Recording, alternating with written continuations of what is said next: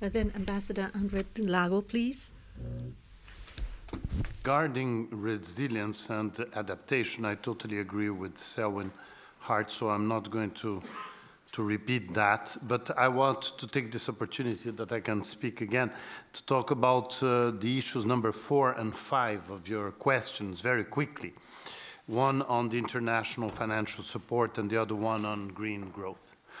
So the first one on international financial support, I think that it is very important to stress that the question is not that simple and the answer is better than we think.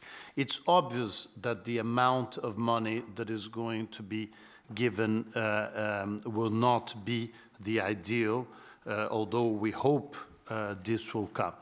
But you have a very strong difference between what is going to have in smaller economies, in less developed countries, the kind of support they have to receive, and the kind of support that a middle-income country like Brazil can expect, which is quite low, because we know that it is not seen as a country that would need, which is a mistake. But the fact is the following.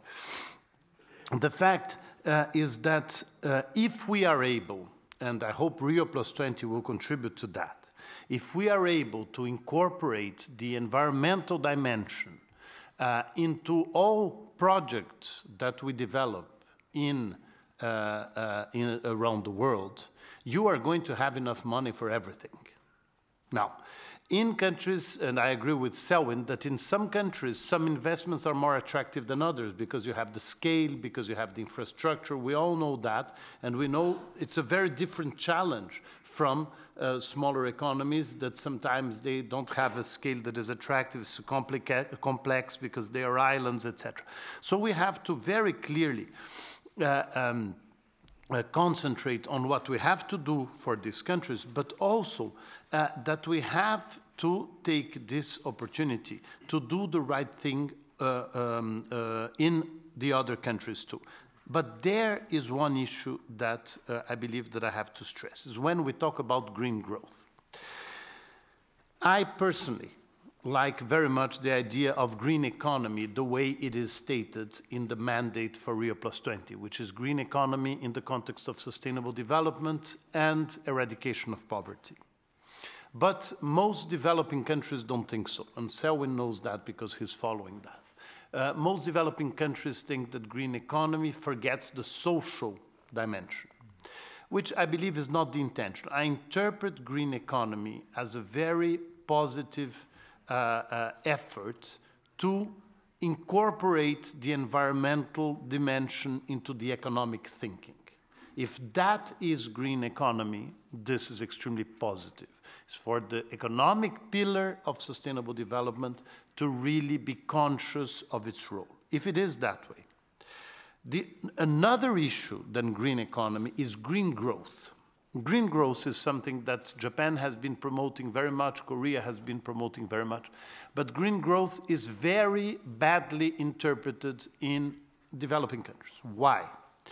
Because there is an interpretation that green growth is a way of transferring responsibilities, because who is growing?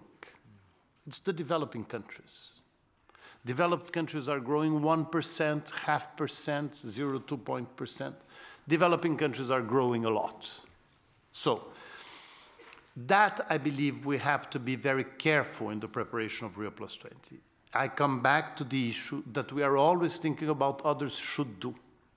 The interpretation of developing countries is that green growth is, let's concentrate on what Brazil, China, India, and all these new economies have to do because they are growing like crazy. They have become very dangerous for the climate.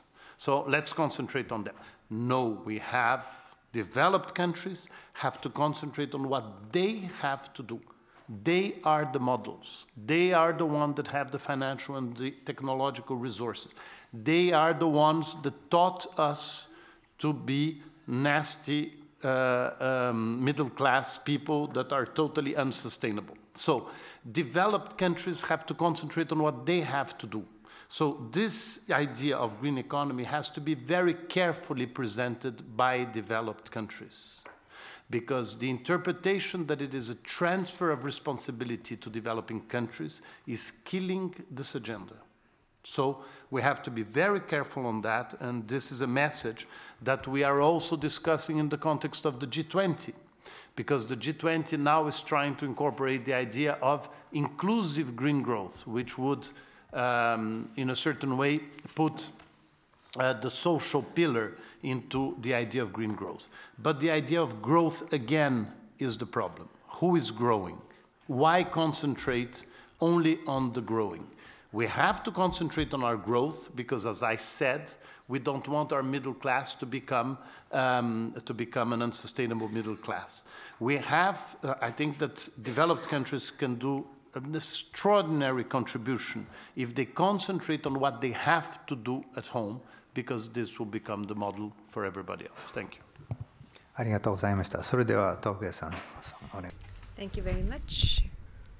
Two very quick points on impacts and vulnerability and adaptation, because I think it's very important that we understand this. The first point is that adaptation is not a viable strategy. It is something you do out of necessity because of the impacts. And so the focus really has to be on mitigation, bringing down emissions to make adaptation possible, because there are very important limits to adaptation.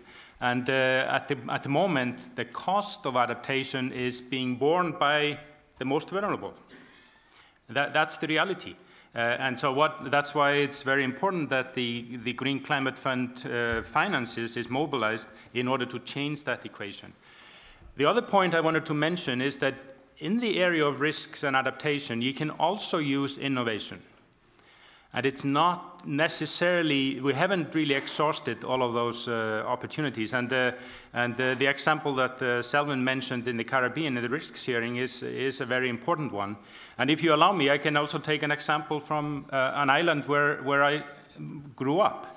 The biggest natural risk in Iceland is that from an avalanche. Apart from financial. That's different.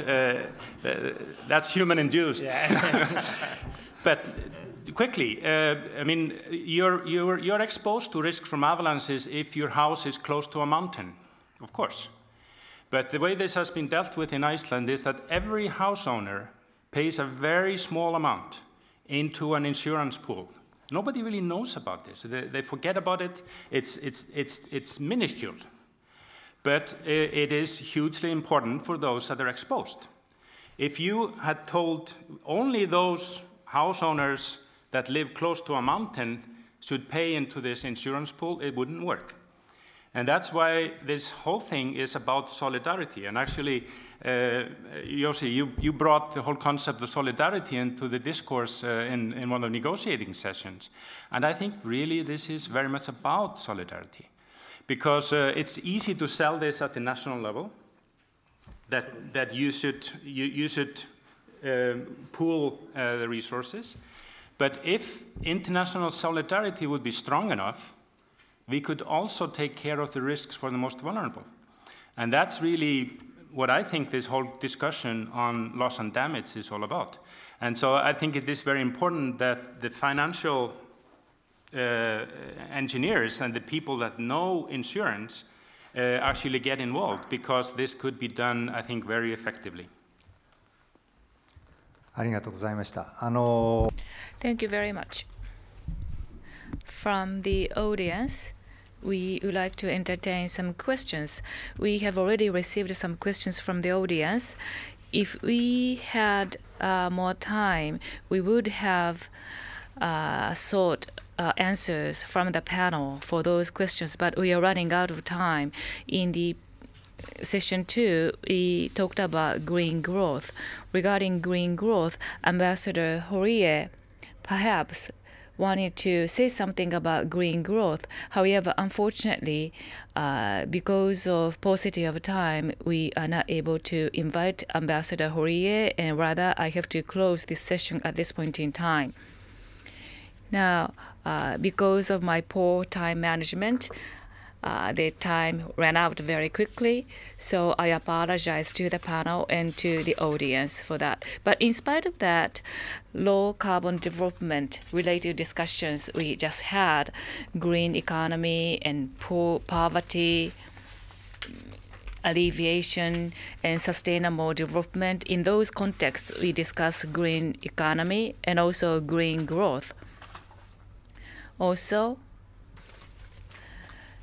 including developed and developing countries as well, middle class people have to have a sustainable consumption pattern rather than unsustainable pattern of consumption. So particularly, developed countries have to create a model or example for that, which has been emphasized in the course of the discussion. And also, adaptation of climate change.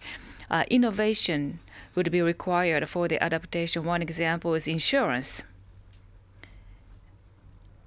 as was introduced by members of the panel. So various perspectives have been put into our discussion, but at this point in time, I would like to close the session. But once again, I would like to express my appreciation to the members of the panel for providing insightful inputs and valuable inputs. And I would like to invite the audience to give a round of big applause to express appreciation. Thank you very much. I would like to thank all the panelists. At the closing, there will be the word of appreciation from the organizer. Professor Hamanaka, please. Thank you. I would like to thank all of you for staying with us for long hours to discuss on what will be the future of climate change. With the purpose of having the opportunity to discuss with the global negotiators, I would like to thank all of you for staying until the end and participating in the discussion with the earnest interest. I would like to thank Ambassador Nogami, the President of Japan Institute of International Affairs, Mr. Yamane, the Parliamentary Senior Vice Minister for Foreign Affairs, as well as His Excellency Mr. Abdullah bin Hamad Al Attiyah, the President of the Administrative Control and Transparency Authority of Qatar. I would like to thank all of you for taking time out of your indeed invaluable weekend, the holiday, and thank you very much for participating in this open symposium. During the two sessions, we were able to have very good discussion what should be the future framework for the climate change negotiation and how will we be able to go about for sustainable and low carbon development, and what are the challenges and what could be the good suggestions going forward. I believe the importance of innovation and creativity were also emphasized, inclusive of that as we go towards COP18 as well as Rio +20 and beyond that. I very much hope that we will be able to further deepen our debate. Once again, I would like to thank all of you for participating, and I hope that all of you will be able to watch carefully how the debate going forward. The debate will progress in going forward, and I hope that it was being quite of good reference to all of you. Thank you very much. 浜中理事長ありがとうございました。 Very much. Professor Hamanaka, I would like to thank the panelists and speakers. Thank you very much for participating in the discussion very actively and asking and raising your questions. Once again, a big applause to everyone. Thank you. This is the end of the Open Symposium.